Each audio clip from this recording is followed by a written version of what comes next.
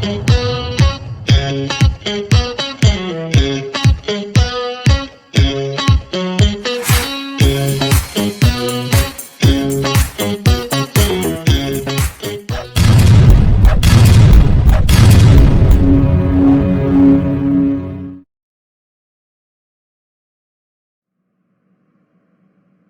everybody. Today we have meeting with one of the best bariatric surgeon in the world. Welcome, Doctor. Welcome to you and to all watchers. Doctor, we have many messages asking about complications of bariatric surgery. Doctor, bariatric surgery is one of the fastest growing hospital procedures performed in the United States. It is estimated that 220,000 weight loss surgeries were performed in 2019. Complications following surgical treatment of severe obesity vary based upon the procedure performed and can be as high as 40%. Due to the high surgical volume, improving the safety of these operations has become a high priority, leading to the development of strict criteria for center accreditation, guidelines for safe and effective bariatric surgery, and careful monitoring of surgical outcomes. Doctor, what are the risk factors for bariatric complications? The overall 30-day mortality for bariatric surgical procedures is less than 1%. This compares favorably with the hospital mortality of other frequently performed major surgical procedures including hip replacement, 0.3%, abdominal aneurysm repair, 3.9%, craniotomy, 10.7%, esophageal resection, 9.1%, and pancreatic resection, 8.3%. The most common causes of early mortality are pulmonary emboli and complications related to leaks. Several factors have been associated with an increased mortality risk. Higher mortality rates have been reported, particularly in patients over the age of 65.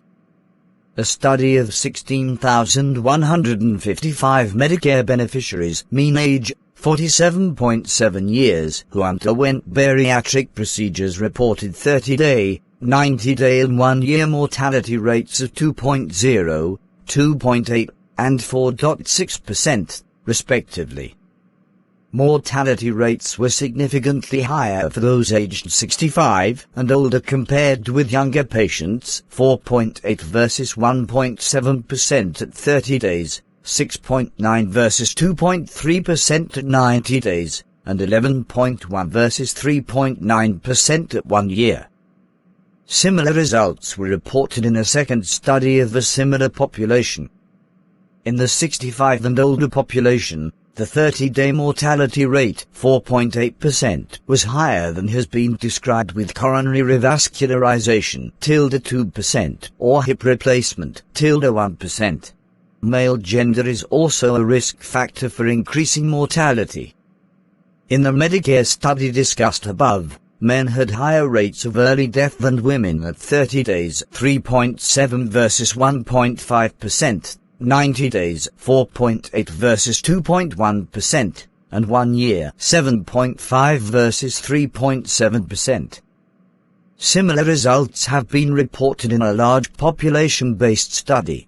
Chronic disease and superobesity, BMI greater than 50, contribute to an increased risk of death with bariatric surgical procedures. The superobese patients are at increased risk for wound infections, adhesions, venous thromboembolism, and are likely to have multiple severe obesity-related medical comorbidities. Diagnostic Cost Group (DCG) risk adjustment measure can be used as a reflection of the level of medical comorbidities. In a review of 856 patients who underwent bariatric surgery in Veteran Affairs (VA) hospitals, those with a DCG score of greater than or equal to 2 had a significantly increased risk of death. These patients had increased rates of severe chronic health conditions including heart failure and stroke. Increased mortality is associated with low surgeon and hospital volume of bariatric procedures. Both in-hospital and 30-day mortality are decreased when bariatric surgery is performed by surgeons and hospitals that perform more than 100 procedures a year. For these reasons, volume is one of the criteria utilized by the American Society of Metabolic and Bariatric Surgery and the American College of Surgeons for the accreditation of Bariatric Center of Excellence programs. Doctor, how can we predict mortality from bariatric surgery? Risk assessment and stratification is important in the decision to perform weight loss surgery. A scoring system to predict mortality in gastric bypass patients has been derived and then validated in a separate population. Using body mass index, BMI, male gender, hypertension, pulmonary embolus risk, and age, patients were grouped into 3 risk categories: low class A, intermediate class B, and high class C. The mortality rate among the 3 risk classes was significant.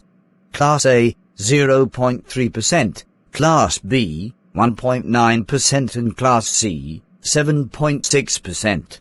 What about hospitalization and reoperation rates? Complications from bariatric procedures may lead to the need for hospitalization and reoperation.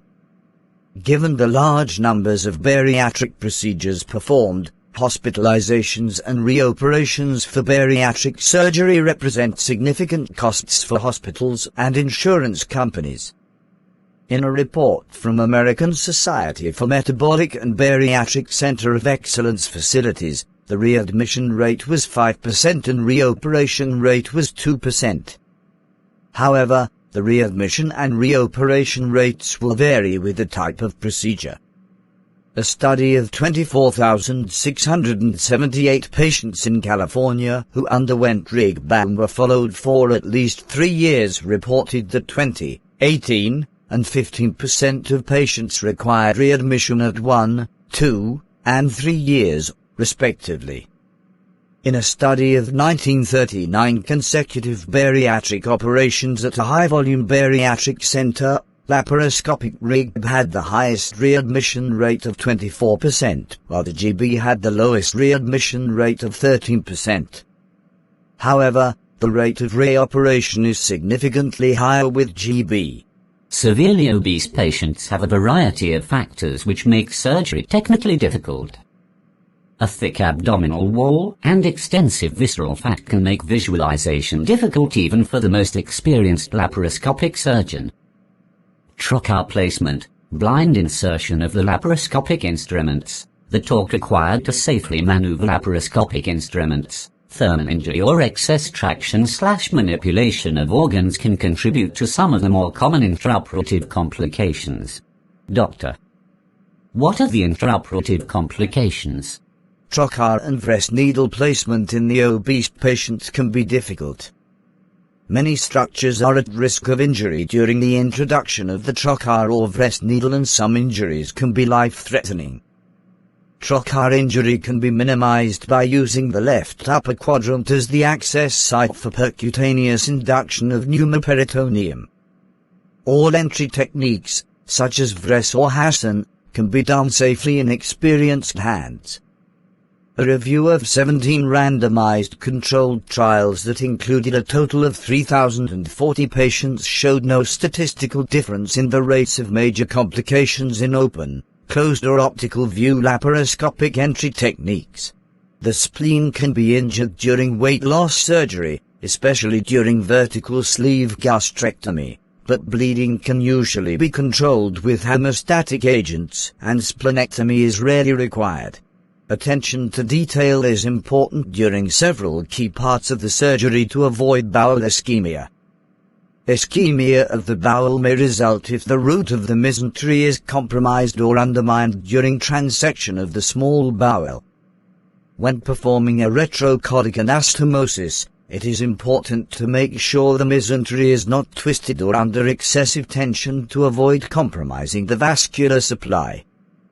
Internal hernias at Peterson's defect between the relin mesentery and the transverse colon mesentery or the jejunostomy site can also lead to ischemia and, therefore, these defects must be closed. Proper bowel orientation must be maintained to avoid misconstruction of the Roux-en-Y. Misconstructions with an anastomosis between the distal aspect of the bilipancreatic limb and the gastric pouch have been reported and lead to chronic bilious vomiting. Roux-en-Y. Other examples of misconstruction include relimb inversion and short relimb. Doctor, what are the early complications? Early complications include bleeding, leaks, deep venous thrombosis, pulmonary embolism, cardiovascular and pulmonary complications. An autopsy series found that technical problems such as leaks were responsible for approximately 50% of deaths. The other main cause, 30%, was pulmonary embolus. Surgical experience may influence complication rates. For example, some studies suggest that leaks are more likely to occur early in a surgeon's experience. The learning curve for laparoscopic Roux-en-Y gastric bypass surgery (LRIG) may be as high as 100 cases. Doctor, what about bleeding? Significant bleeding after gastric bypass has been described in 0.6 to 4.0% of patients. A higher rate of postoperative gastrointestinal bleeding was observed following laparoscopic versus open gastric bypass procedure in a prospective randomized study. Early bleeding typically occurs from one of the surgical anastomotic and/or staple lines, and may be intra- or extraluminal, although it is most commonly intraluminal. Patients frequently present with tachycardia, a decreased hematocrit, and melena. Such bleeding typically resolves without surgical intervention, but may require transfusion of blood products and reversal of anticoagulation. Careful endoscopic examination and therapy is appropriate for ongoing bleeding with high transfusion requirements. Surgery is reserved for hemodynamic instability, intraluminal bleeding not amenable to endoscopic therapy, for example, staple line of the excluded stomach, or continued bleeding despite restoration of normal coagulation status. What about wound infection? Rates of wound infection are significantly greater with open 10 to 15% than laparoscopic 3 to 4% gastric bypass procedures. The incidence of wound infection in open cases can be decreased by almost 50% if the fascia is closed in a running fashion rather than in an interrupted manner. Among laparoscopic techniques, rates of wound infection vary depending upon the technique used, with a higher rate of wound infections associated with the use of circular stapling devices to create the gastrojejunostomy. The incidence of wound infections can be decreased by perioperative administration of antibiotics. Data support the use of cefazolin, or in patients allergic to penicillins and cephalosporins, clindamycin plus one of the following, ciprofloxacin, levofloxacin, gentamicin, or aztreoname. Signs of wound infections include unexplained fever, fluctuance, rhythmia, or drainage. Treatment consists of opening the affected area for drainage of infected fluid or pus, debridement of any devitalized tissue, and antibiotics if the surrounding skin suggests signs of cellulitis. Doctor, what about leakage after bariatric surgery and how you treat leakage?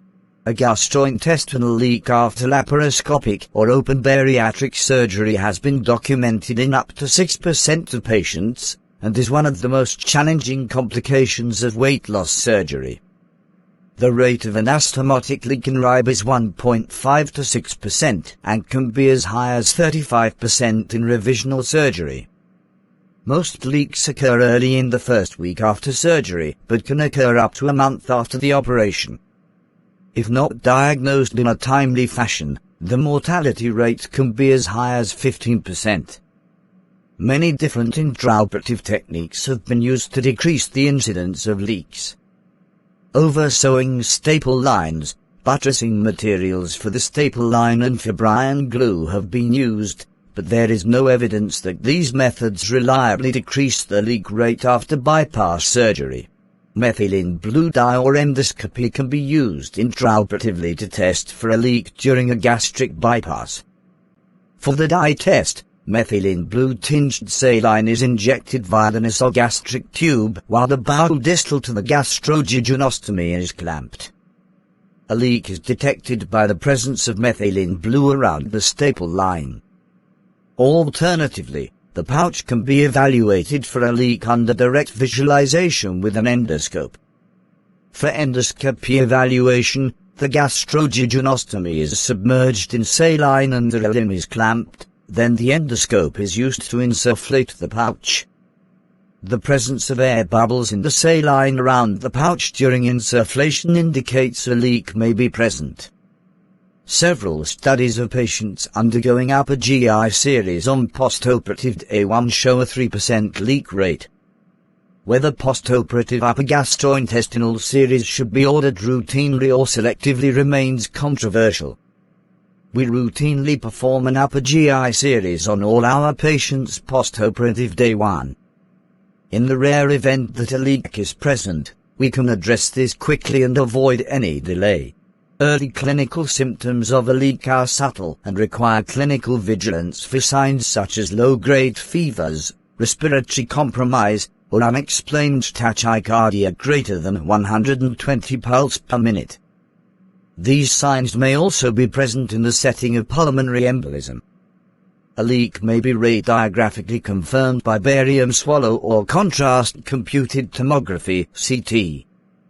If a leak is suspected clinically, emergent surgical exploration should be performed even if the imaging is negative, given the rapid progression to sepsis in the severely obese patient with comorbidities. A negative exploration that does not reveal a leak should not be considered a complication, but rather evidence of good surgical judgment. Multiple studies have shown that re-exploration is safe when compared to missing or delaying the treatment of a leak. In experienced hands, surgical exploration and management of a leak is often feasible via a laparoscopic approach. The surgical principles in treating a leak include: 1. Broad-spectrum antibiotic coverage. 2. Identification and repair of the defect. 3. Irrigation and control of contamination. 4. Wide external drainage of the contaminated area. 5. Enteral access for feeding. 6. Percutaneous drainage of a contained fluid collection may be an option in patients who are stable. Surgical therapies for persistent gastric leak are technically difficult and often unsuccessful. New approaches using minimally invasive endoscopic repair techniques appear safe and effective in some patients. These include use of glue or placement of covered stents across the leak. Doctor, what about pulmonary embolism and deep venous thrombosis as a complication of bariatric surgery? Pulmonary embolism, PE, remains the most common cause of mortality in the perioperative period after weight loss surgery and can account for more than 50% of deaths. The most common risk factors associated with fatal PE include severe venous stasis disease, BMI greater than 60, truncal obesity, and obesity hypoventilation syndrome. Diagnosis of PE in morbidly obese patients can be problematic because use of standard diagnostic modalities such as a nuclear lung scan, CT angiography, pulmonary angiography, and/or lower extremity duplex scan may not be physically feasible in extremely obese patients. Immediate anticoagulation is prescribed for patients for whom there is a high level of clinical suspicion. In patients in whom anticoagulation is contraindicated, a mechanical filter can be placed in the inferior vena cava to lower the risk of continued clot embolization. Optimal strategies for preventing DVT or PE in the gastric bypass setting have not been established. Most bariatric surgeons use both pneumatic compression devices in conjunction with subcutaneous unfractionated or low molecular weight heparin. Preoperative risk stratification may be a useful tool for identifying high-risk patients for more aggressive prophylaxis. In patients identified preoperatively as higher risk for PE, due to previous medical history or inability to ambulate, that is, wheelchair-bound, Heparin may be prescribed for an extended period even after discharge from the hospital. Doctor, what about cardiovascular and pulmonary complications after bariatric surgery? Cardiovascular complications, including myocardial infarction and cardiac failure, are a common cause of mortality in the perioperative period. An analysis of 13,871 morbidly obese patients from a national registry reported that the mortality from cardiovascular events ranged from 12.5 to 17.6%. For pulmonary complications, respiratory failure accounts for 11.3% of perioperative mortality after weight loss surgery. Atelectasis is common after all types of surgery that require general anesthesia and is more prevalent in the morbidly obese. Early ambulation and incentive spirometry after surgery are important to decrease the incidence of pulmonary complications. Preoperative identification of the presence of significant obstructive sleep apnea and initiation of continuous positive airway pressure (CPAP) therapy also reduces the risk of pulmonary complications in the postoperative period. Doctor, what about the pulmonary complications? Respiratory failure accounts for 11.3% of perioperative mortality after weight loss surgery. Atelectasis is common after all types of surgery that require general anesthesia and is more prevalent in the morbidly obese. Early ambulation and incentive spirometry after surgery are important to decrease the incidence of pulmonary complications. Preoperative identification of the presence of significant obstructive sleep apnea and initiation of continuous positive airway pressure (CPAP) therapy also reduces the risk of pulmonary complications in the postoperative period. Doctor, what are the late complications of bariatric surgery? Late complications of bariatric surgery include cholelitisis, nutritional deficiencies, and neurologic and psychiatric complications. Thanks, Doctor, for this information. We will continue in next video's complications of each bariatric procedure. Thanks for watching our videos. Do not forget to like and share. With my best wishes, Dr. Athif Ahmed.